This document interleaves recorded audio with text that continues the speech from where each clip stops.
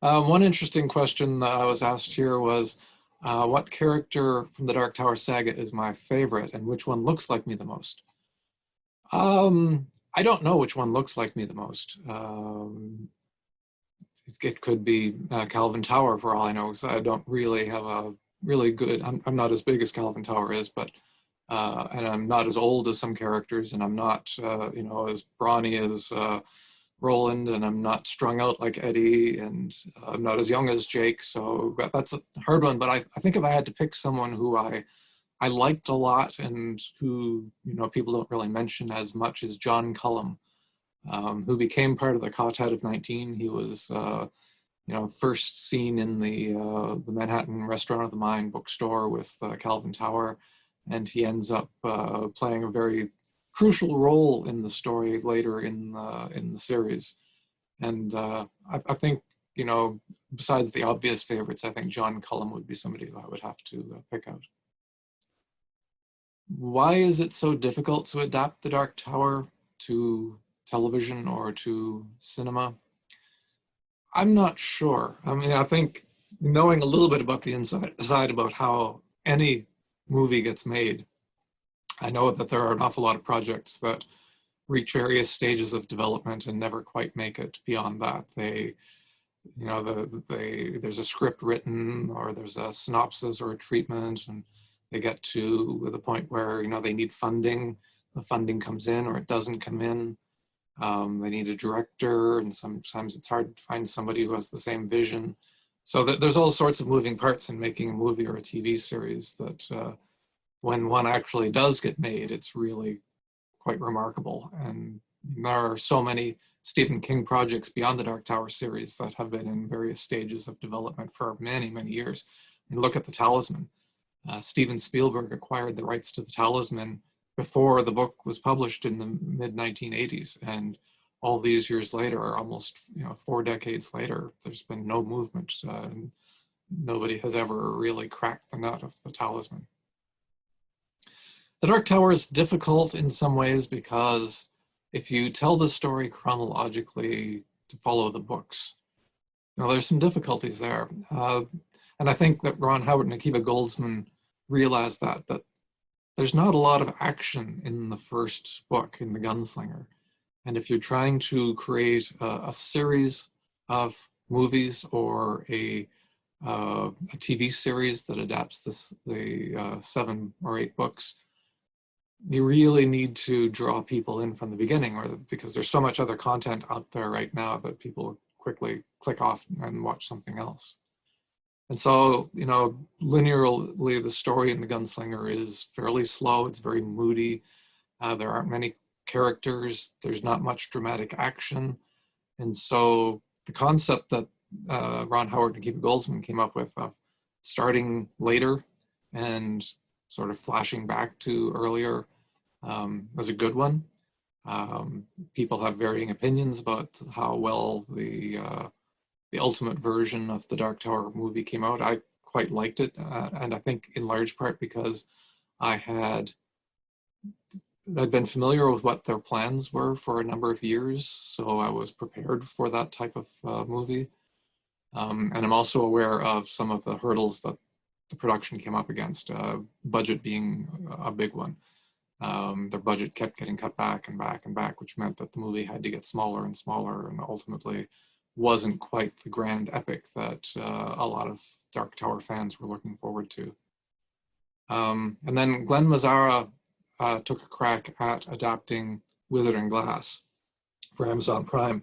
And I haven't had the privilege of being able to see what he did with it, but I've heard very good reports of what he was working on, which basically was a quick introduction to the Dark Tower universe, but then diving straight into the story of Roland and his friends and mages. And that certainly had some possibilities. The Akiva Goldsman, Ron Howard plan was to do some big scope movie versions, and in between them they would do smaller 6, 8, 10 episode TV shows that would handle some of the more character-driven stuff like the Wizard and Glass story. Unfortunately, Amazon declined to pick that up. And right now, it doesn't look like anybody is working seriously on the series.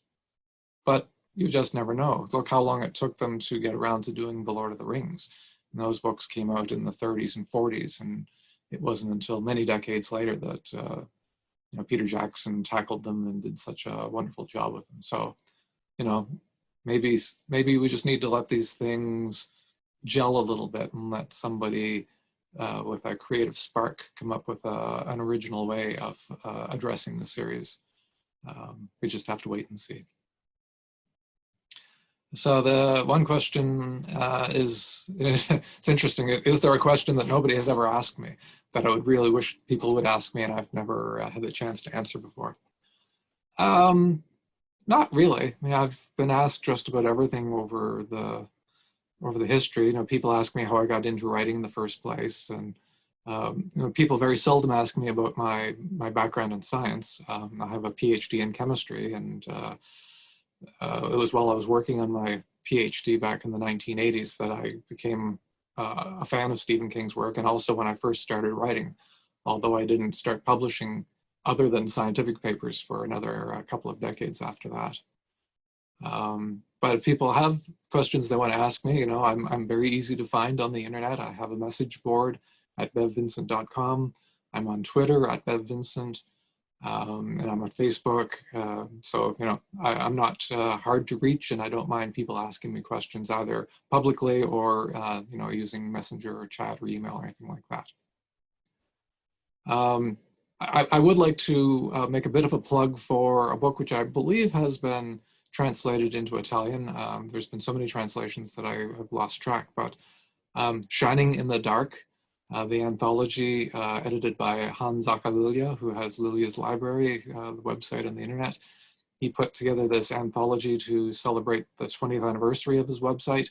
And I have a short story in that collection, that anthology, called Aliana, which I'm really quite pleased with, and I've gotten a lot of really good feedback on. And so if you don't want to read it in English, I'm pretty sure that there's an Italian version out there that you can read. And it has a Stephen King rare short story called The Blue Air Compressor, which has never been collected in one of his story collections, and has only ever been in a heavy metal magazine and places like that. So it's quite a fun anthology. It's got some good contributors. And let me close with the question was, is there anything I'd like to say to Stephen King-Italia? I have to say from Facebook that people outside of America, the largest group of people who seem to read my work come from Italy, and I'm very grateful for that.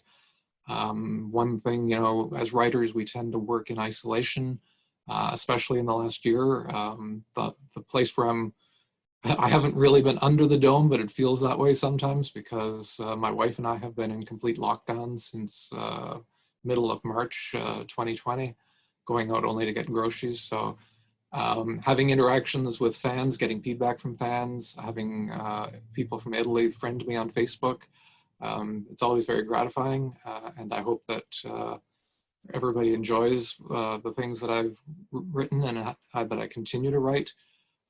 Right now, I'm in the middle of a 3-part series at newsfromthedeadzone.com, which is the Cemetery Dance online page, which is preparing for the publication of Later, which is a week from today. So I've done a 3-part essay series. Last week, I talked about Stephen King's early years as a crime writer, looking at his early short stories, primarily, that are in the crime fiction genre.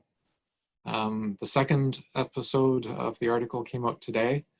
It's called King, Master of Crime, King of Crime.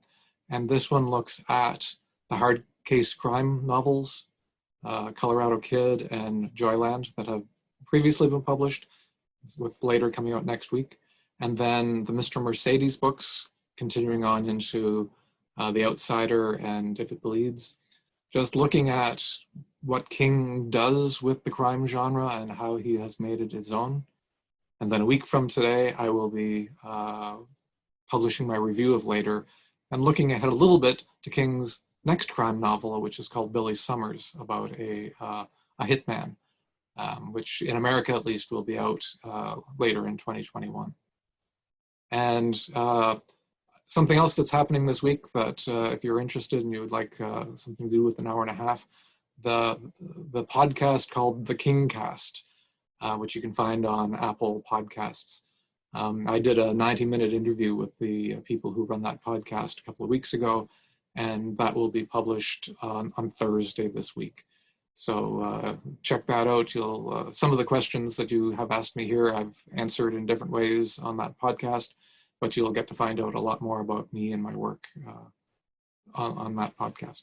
So thank you very much for your interest, and I hope this has been informative for you. And if you have any further questions, like I said, you know where to find me. Thank you very much. Ciao.